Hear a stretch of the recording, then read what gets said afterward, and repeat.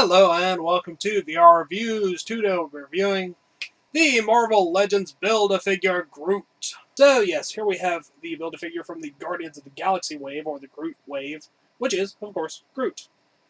Groot is sort of a big tree man, and he likes to say, "I am Groot," just in case you don't know what Groot is. He is finally another bigger Marvel Legends Build-A-Figure as opposed to things like Jubilee and Hitmonkey and things. So that's nice, and he is executed fairly well. Let's go ahead and zoom in for the articulation, sculpt paint details, all those sorts of things. Alright, starting off with a quick size comparison. Of course, here we have Groot. Here is our standard Marvel Legends 6-inch Protector and 3 3/4-inch Marvel Universe Wolverine. Groot is a bit taller than your standard Marvel Legend. Groot varies in size, so he's big enough to work and not look out of place or look too short or anything. And, of course, he is much bigger than a Marvel Universe figure. You could even put him in with Marvel Universe figures if you want, since he can be pretty much as big as he really wants to be. Now, let's get the other two out of here and just look at Groot.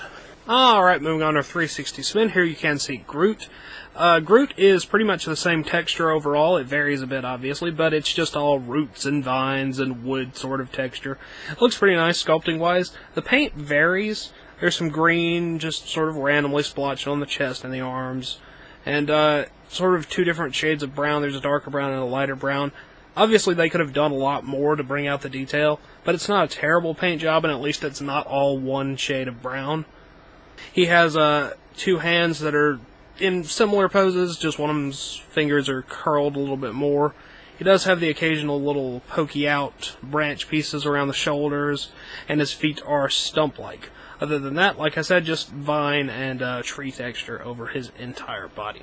Now let's go ahead and zoom in on his head sculpt. Zooming in here, you can see Groot's head sculpt. I think they probably painted his head the best out of his body. They did add a lot of green and brushed that over the brown. He's got nice little sort of ridge things poking up at the top of his head, as well as some little branch things in the back.